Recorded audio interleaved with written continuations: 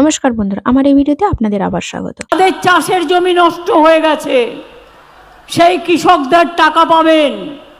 Crop ইন্স্যুরেন্সের টাকা আপনাকে দিতে হবে না, আপনারা পাবেন। আজ ইতিমধ্যে কৃষক বন্ধু প্রকল্পের টাকা আপনাদের ব্যাংকের অ্যাকাউন্টে 26 তারিখের পর থেকে কিন্তু ধীরে ধীরে ক্রেডিট হতে শুরু করেছে। এবারে যে প্রশ্নটি হচ্ছে সেটা হচ্ছে যে শস্য বীমা প্রকল্পের টাকা। শস্য বীমা প্রকল্পে আপনারা 30শে নভেম্বর পর্যন্ত সময়সীমার জন্য আপনারা আপনাদের সময় মতো আপনাদের কাছাকাছি বিডিও অফিসে গিয়ে আপনাদের ফসলের ক্ষতিপূরণের আবেদনটি নিশ্চয়ই করেছেন। তো এবারে প্রশ্ন হচ্ছে যে শস্য বীমা ফসলের যে আবেদন করেছেন, আমাদের মাননীয় মুখ্যমন্ত্রী মমতা বন্দ্যোপাধ্যায় যে বলেছেন যে আপনারা ডিসেম্বর মাসের মধ্যেই আপনারা শস্য বীমা প্রকল্পের টাকাটি পাবেন। তো কোন জেলায় আগে টাকাটা হবে, এমনকি আপনারা যে আবেদন করেছেন এই আবেদনটি মঞ্জুর হয়েছে কি হয়নি সেটা জানবেন কি করে, সব ব্যাপারে খুঁটিনাটি তথ্য আজকে আপনাদের ধীরে ধীরে জানাতে চলেছি। তার সাথে সাথে আবাস যোজনা প্রকল্পে আজকে একটি নতুন আপডেট রয়েছে। তাই বন্ধুরা, সমস্ত রকমের গুরুত্বপূর্ণ তথ্যগুলি জানার জন্য অবশ্যই আমার সাথে থাকুন। আর যদি ভিডিওটি ভালো লাগে অবশ্যই কিন্তু বন্ধু বান্ধবদের মধ্যে শেয়ার করে দিতে ভুলবেন না। আর যদি আপনি আমার চ্যানেলটিকে এখনো পর্যন্ত না সাবস্ক্রাইব করে থাকেন তাহলে বলবো গুরুত্বপূর্ণ তথ্যগুলি জানার জন্য অবশ্যই চ্যানেলটিকে সাবস্ক্রাইব করে পাশে থাকবেন। আর যারা আমার চ্যানেলটিকে সাবস্ক্রাইব করে আগে থেকেই আমার পাশে আছেন তাদের জানাই অসংখ্য ধন্যবাদ। তো চলুন বন্ধুরা, ভিডিওটি আজকে শুরু করা যাক। শস্য বীমা প্রকল্প মানে ক্রপ ইন্স্যুরেন্স।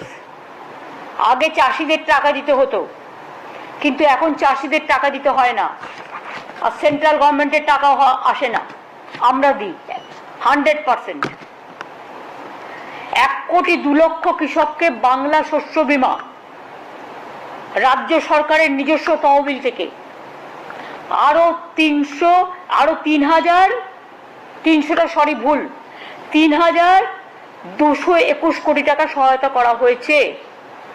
এছাড়াও বন্যা ও দানার মতো নানা প্রাকৃতিক বিপর্যয়ে বাংলা শস্য বীমার সময় সেপ্টেম্বর পর্যন্ত থাকে শস্য বীমা করা, এটা নভেম্বর পর্যন্ত বাড়ানো হয়েছে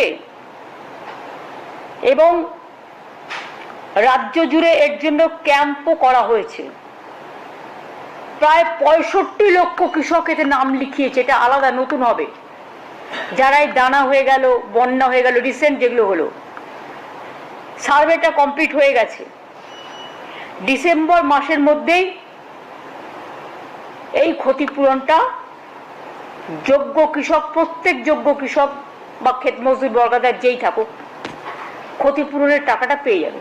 তো শুনতেই পেলেন আমাদের মাননীয় মুখ্যমন্ত্রী মমতা বন্দ্যোপাধ্যায় শস্য বীমা প্রকল্প নিয়ে কি বলেছেন। এবারে চলুন আপনাদের জানিয়ে দিচ্ছি। আপনারা যারা 2024 সালে খরিফ সিজনের টাকা পাওয়ার জন্য আবেদনটি করেছেন, আপনারা জানেন না যে আপনারা স্ট্যাটাসটি চেক করবেন কি করে। আপনারা তো ফর্মটি জমা করে দিয়ে এলেন, এবারে আপনারা বুঝতেই পারছেন না যে আপনাদের ফর্মটি নির্ণয় করা হলো কিনা বা আবেদনটি মঞ্জুর করা হয়েছে কিনা, সেটি আপনি জানবেন কি করে। তো এর জন্য অবশ্যই আপনাদের গুগল ব্রাউজারে, যদি বা আপনাদের ক্রোম ব্রাউজার থেকে থাকে, আপনারা সেখানে গিয়ে আপনারা বাজাজ এলিয়ান্স এটি অবশ্যই শব্দটি দেখে আপনারা এটিকে সার্চ অপশনে ক্লিক করবেন। সার্চ করার পরেই দেখবেন নিচে স্পন্সার্ড বলে একটি অপশন লেখা থাকে। তো দেখবেন তার নিচে bajajaliance.com বলে একটি অপশন আছে, অর্থাৎ www.bajajaliance.com। Bajaj alliance general INS অর্থাৎ ইন্স্যুরেন্স, ওই লেখাটি যে রয়েছে অর্থাৎ ওই ওয়েবসাইটে আপনাকে ক্লিক করতে হবে। ওখানে ক্লিক করার সাথে সাথে আপনারা বাজাজ এলিয়ান্সের অফিসিয়াল ওয়েবসাইটে কিন্তু আপনি চলে আসবেন। আপনারা যারা আবেদন করে থাকেন অর্থাৎ শস্য বীমা প্রকল্পের টাকাটি পেয়ে থাকেন, আপনারা জানেন যে আপনাদের যে বীমা প্রদান করা হয়, এই বীমা কোম্পানি থেকে কিন্তু আপনাদের ফসলের ক্ষতিপূরণের টাকাটি ট্রান্সফার করা হয়। অর্থাৎ এই অফিসিয়াল ওয়েবসাইট থেকেই কিন্তু আপনারা বুঝতে পারবেন যে আপনাদের আবেদনপত্রটি মঞ্জুর হয়েছে কি হয়নি। ওই জন্যই কিন্তু এই অফিসিয়াল ওয়েবসাইটে আপনাদের সরাসরি নিয়ে চলে এসেছে। একটু নিচের দিকে স্ক্রল ডাউন করবেন, দেখবেন PMFBY, অর্থাৎ এটা কিন্তু প্রধানমন্ত্রী ফসল বীমা যোজনা। এখান থেকে কিন্তু আপনারা টাকা পাননি, কিন্তু এইখান থেকেই আপনারা শস্য বীমা প্রকল্পের আবেদন প্রক্রিয়া কিন্তু জানতে পারেন। এইখানেই কিন্তু আপনাকে ক্লিক করতে হবে। ওখানে ক্লিক করার সাথে সাথেই কিন্তু এরকম একটি নতুন পেজ চলে আসবে। এই পেজটি একটু নিচের দিকে স্ক্রল ডাউন করবেন। এটা যেহেতু অফিসিয়ালি ওয়েবসাইট, এই জন্য কিন্তু আপনাদের পেজটি ওপেন হতে একটু সময় লাগে, আপনাদের একটু ওয়েট করতে হবে। তারপরেই কিন্তু ধীরে ধীরে আপনারা নিচের দিকে আর একটু স্ক্রোল করবেন। দেখুন বন্ধুরা, লেখা আছে ইম্পর্টেন্ট লিঙ্কস। এর ভেতরেই কিন্তু অনেক রকমের লিঙ্কস দেখাচ্ছে, যেরকম enroll into PMFBY, know your policy and claim status, PMFBY portal government of India, guidance of PMFBY, এইরকম বিভিন্ন রকমের রয়েছে। কিন্তু আমরা 2nd নম্বর অপশন অর্থাৎ know your policy and claim status, ওখানেই অর্থাৎ ওই লিঙ্কটিতে আমরা ক্লিক করব। তারপরেই কিন্তু ওখানে ক্লিক করলে আপনাকে একটা নতুন পেজে নিয়ে আসবে। এইরকম কিন্তু একটি পেজ দেখাবে। এই পেজে আসার পরেই দেখবেন application search, farmer ID with bank details search, এরকম বিভিন্ন রকমের অপশন দেখাবে একদম উপরেই। তো অ্যাপ্লিকেশন সার্চে অ্যাপ্লিকেশন নাম্বার, যেটা কিন্তু অনেকেরই জানা নেই। তারপরে হচ্ছে উইথ ব্যাংক ডিটেলস সার্চ, তো ওখানে সার্চ করলেই এরকম বিভিন্ন রকমের অপশন দেখাবে, যেটার ভেতরে কিন্তু আপনাদের অনেক জানাও থাকতে পারে, অনেক জানাও নেই। এবারে তারপরে বাকি থেকে যাচ্ছে ফার্মার আইডি। এই ফার্মার আইডি অনেকেই জানেন না যে ফার্মার আইডিটা অ্যাকচুয়ালি এখানে কি বসানো হবে। ফার্মার আইডি মানে ওখানে আপনার ভোটার কার্ডের নম্বরটি বসানো হবে, তাই ওখানে আপনারা ভোটার কার্ডের আইডিটা বসিয়ে দেবেন।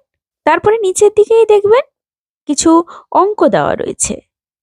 ওই অঙ্ক বিভিন্ন জনের ক্ষেত্রে কিন্তু বিভিন্ন রকমের অঙ্ক দেখাবে, অর্থাৎ আপনার ক্ষেত্রে যে অঙ্কটা দেখাচ্ছে পরের ব্যক্তি যখন চেক করবেন বা আপনি যখন দ্বিতীয়বার চেক করবেন তখন কিন্তু একই অঙ্ক থাকবে না। এই সামান্য সংখ্যা দুটিকে যোগ করার পরেই আপনাকে ফলাফল লিখে আপনাকে সার্চ অপশনে ক্লিক করতে হবে। সার্চ অপশনে ক্লিক করলেই আপনাকে সমস্ত রকমের ডিটেলস কিন্তু দেখিয়ে দেবে। ওখানেই দেখতে পাবেন application number, farmer ID, policy number, product code, farmer name, year, season, state, district, taluk, সমস্ত রকমের অপশন আপনারা দেখতে পাবেন। অর্থাৎ আপনারা যদি রবি সিজনের টাকাটি পেয়ে থাকেন তাহলে সিজন অনুযায়ী আপনারা রবি সিজনে যে টাকাটি পেয়েছেন সেটাও দেখাবে। এবার আরেকটা কথা হচ্ছে যে আপনি যে আবেদন করেছেন, আপনি যে খরিফ মরশুমের জন্য আবেদন করেছেন, আপনারটি মঞ্জুর হয়েছে কি হয়নি আপনি জানবেন কি করে? ওই অপশনগুলোর ভেতরে ক্রপ নেম থাকে, অর্থাৎ আপনি যে 2024 সালে ধানের জন্য আবেদন করেছেন ওই অপশনের ঘরেই অর্থাৎ ক্রপ নেমের ঘরে যদি আপনাকে নামটি দেখায় তাহলে বুঝবেন যে আপনার কিন্তু নেম হয়েছে, অর্থাৎ আপনি কিন্তু টাকাটি পাবেন। তার সাথে সাথে আপনাদের আরো একটি কথা জানিয়ে দিই যে শস্য বীমা প্রকল্পের টাকা যে আমাদের মাননীয় মুখ্যমন্ত্রী মমতা বন্দ্যোপাধ্যায় ডিসেম্বর মাসে দিতে চলেছেন দানা ঘূর্ণিঝড়ের প্রভাবে, এমনকি বিভিন্ন প্রতিকূলতার জন্য যে সমস্ত জেলাগুলিতে ভীষণ পরিমাণে চাষের ক্ষতি হয়েছে অর্থাৎ ফসলের ক্ষতি হয়েছে, সেই সব জেলায় কিন্তু কৃষকদের আগে ক্ষতিপূরণের টাকা দেওয়া হবে। তার মধ্যে যেগুলি হলো পশ্চিম মেদিনীপুর, হুগলি, এই সব জেলায় কিন্তু আগে টাকা দেওয়া হবে। অর্থাৎ এই ডিসেম্বর মাসের দ্বিতীয় সপ্তাহে পরে কিন্তু আপনারা টাকাটি পেতে চলেছেন, আপনাদের ক্ষতিপূরণের টাকাটি কিন্তু পেতে চলেছেন। তারপরে কিন্তু ধীরে ধীরে বাকি কৃষকদের ফসলের ক্ষতিপূরণের টাকাটি দেওয়া হবে, কিন্তু এই দুটি জেলায় আগে টাকা দেওয়া হবে।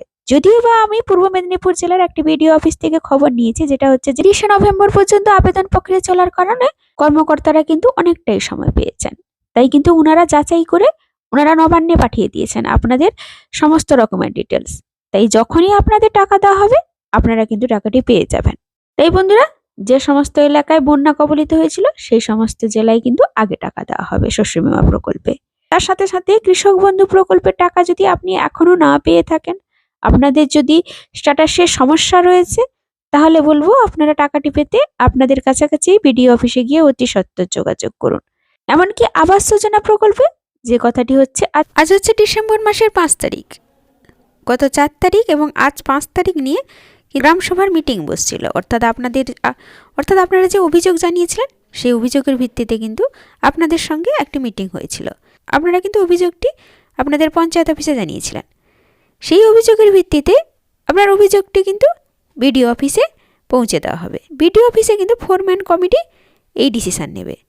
4 ম্যানস কমিটি বলতে আমাদের বিডিও, জয়েন্ট বিডিও, বিএলআরও অর্থাৎ ব্লক ভূমি আধিকারিক এবং পঞ্চায়েত সভাপতি, ওনারা যা ডিসিশন নেবেন অর্থাৎ ওনারা যা মতামত দেবেন তার ভিত্তিতেই কিন্তু নতুন করে আপনাদের জানিয়ে দেওয়া হবে।